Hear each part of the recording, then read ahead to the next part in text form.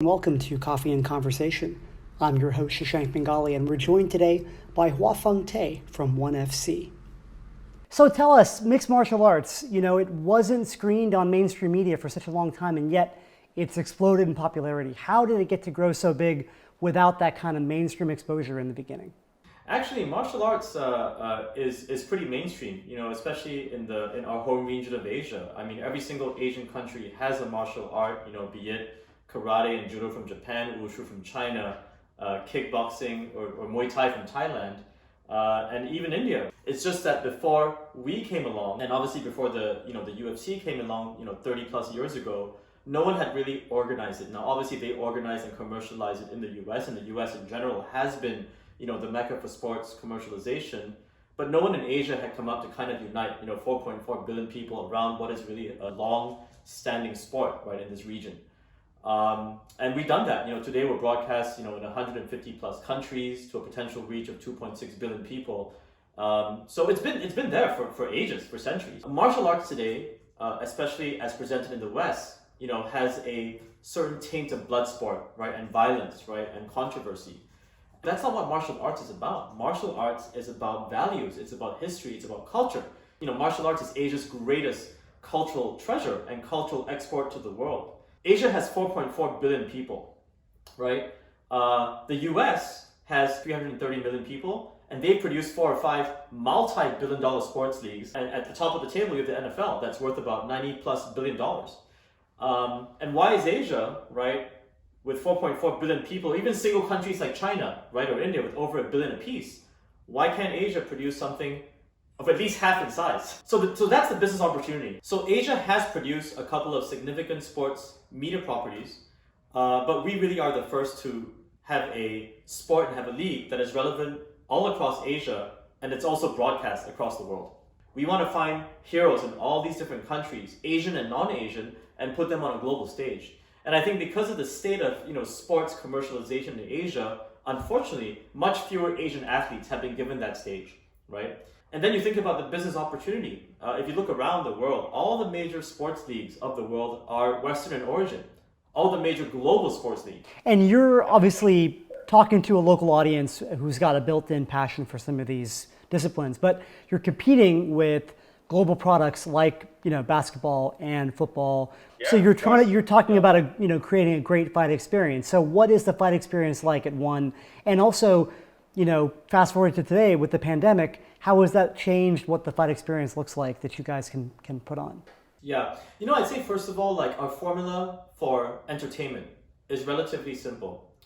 As I said, nothing to do with staging the biggest, bloodiest, or best fights, right? It has to do with 3 things: values, heroes, and stories. Ultimately, people want to connect with their favorite athletes, their favorite teams. They want to know where they came from, the challenges they overcame. So when you think about the entire business and engine that we're building, it really goes beyond just having, live fight events. What I can tell you though is that fight sports, luckily for us, actually suits today's audiences very well, especially the young generation. Actually, most of our fans, based on the surveys we've done, skew millennial and Gen Z. But interestingly, the fight product is it's edge of the seat. It's short conclusions. You don't have to wait 90 minutes as you do in a soccer game for a conclusion. And in fact, many of our fights end in less than a couple of minutes, either by a knockout or submission. Very exciting edge of the seat, which is perfect, by the way, for a millennial Gen Z audience that has short attention spans. This is a generation that grew up with TikTok, right? And how does the pandemic play into staging an event so that obviously you've got to have a crowd to get, the product that you put on be as exciting as possible? Yeah. So look, I think the reality is we are having events, albeit without an audience, right? So the good news is that events actually have come back under closed door conditions. And that kind of really kind of at least satisfies the media part of it, which is the bulk of it, right? Ultimately, this is about broadcast and streaming. And as long as we can at the live event, that broadcast and streaming asset can continue to live. But the true return of international events for us happened in October in Singapore. We basically worked with the Singapore government to create a bubble, which we, essentially flew in foreign athletes, international athletes from all over the world into. Obviously, they had to get tested, multiple times, PCR test, and they had to maintain, safe distancing. They couldn't interact with other athletes. And even after the event, we tested them as well, once again, before sending them back to their home countries. The last couple of years, we've also launched new content stacks. We have One Esports, we have One Studios that's currently shooting The Apprentice One Championship Edition in Singapore.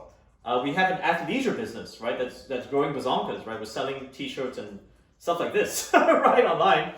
Why? Because we have a huge fan base right now that grew up on our martial arts content, and we've been serving this up to. In fact, our broadcasters in many countries, they want more and more. Why? Because people are at home more.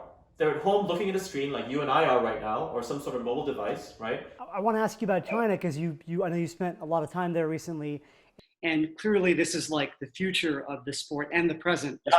Yeah. We have made a heavy investment in China, and we will continue to double down in this country. We've been in China now 3 or 4 years. We started out having local events. Today we've kind of stabilized our event footprints across a couple of cities: Shanghai, Beijing, and Guangzhou. And I think we will have more events in second-tier cities going forward. We're on Beijing TV, Great Sports, which is part of the Shanghai Media Group, Qinghai Satellite. We're on Shandong TV, Guangdong TV. So we have multiple TV distribution partners, and we also have digital streaming partners like Tencent. I'm just excited, right, at the opportunity that China presents, not just in China, but outside of China as well. As Chinese companies continue to expand in other countries. Excellent. Listen, that's all the time we've got, but it's been so great to hear from you, Hua Fung. Thank you so much. No, thank you. Thanks a lot for having me. All the time we have for Coffee and Conversation today. I'm Shashank Nagali. Thanks for joining us, and we'll see you next time.